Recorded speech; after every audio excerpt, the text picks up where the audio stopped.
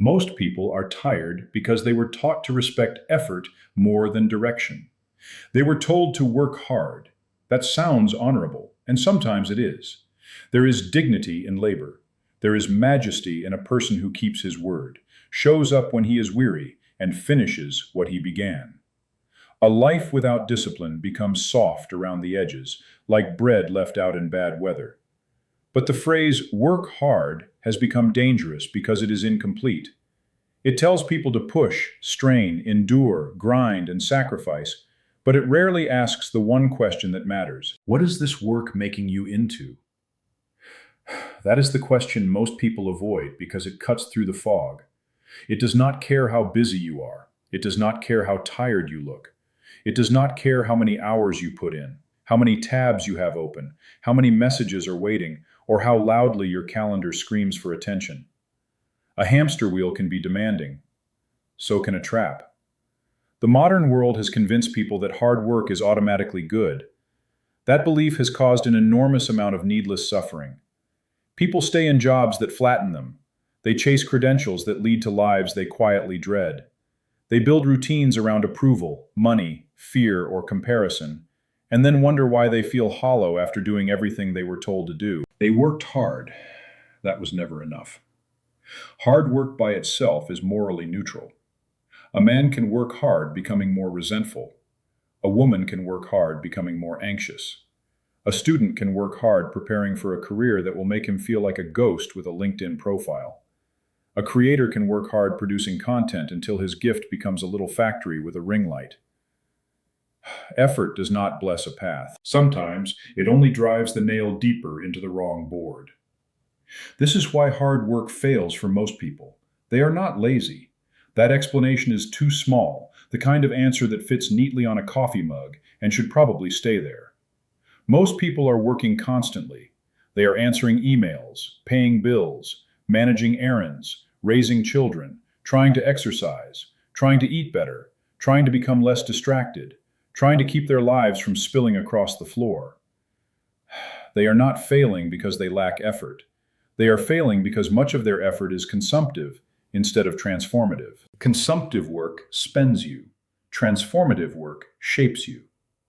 Consumptive work takes your strength and leaves you mostly unchanged, except more tired. It may be necessary. There are bills to pay. There are dishes to wash. There are obligations that cannot be solved by lighting a candle and pretending to be above payroll. Serious people understand duty. But when consumptive work becomes the whole shape of life, something inside the person begins to shrink. You wake up and give your clearest hours to systems that do not know your name in any meaningful sense. You spend your attention on tasks that have no relationship to your becoming.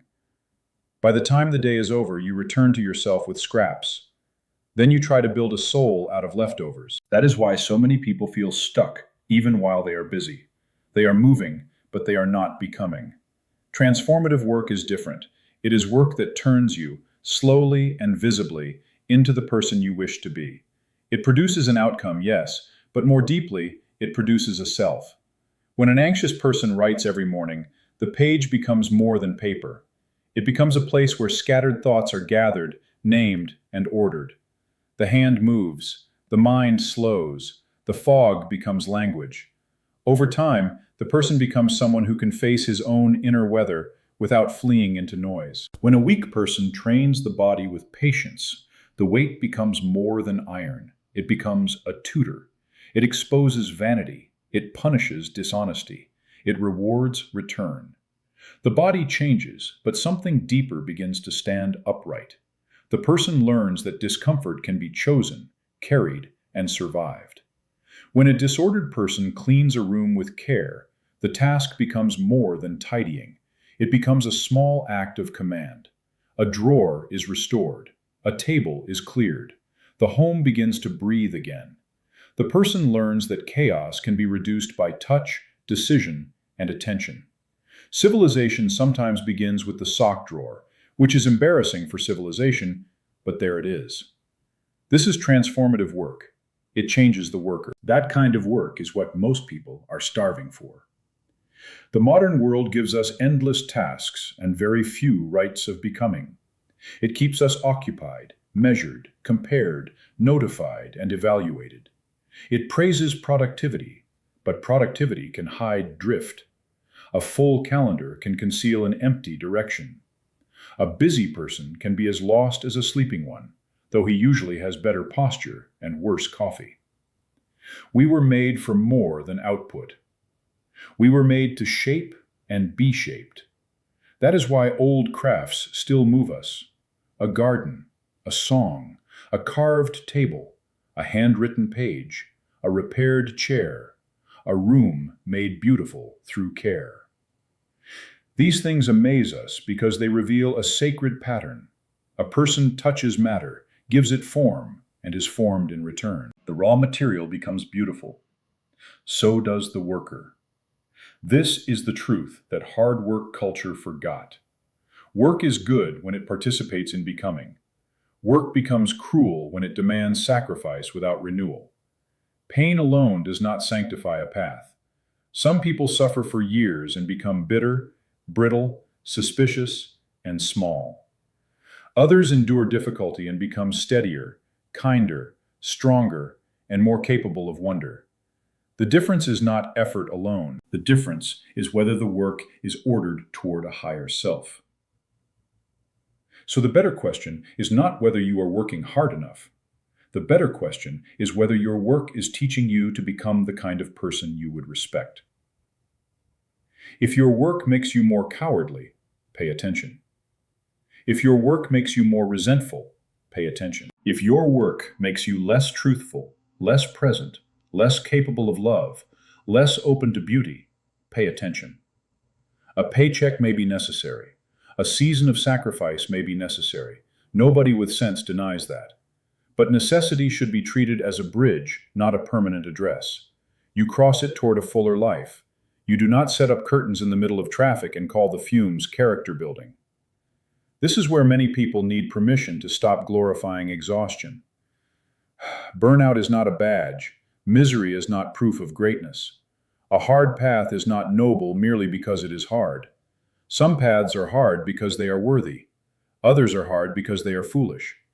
Wisdom begins when you can tell the difference before your nervous system files a lawsuit. You do not need more meaningless suffering. You need chosen difficulty. Chosen difficulty is struggle with direction.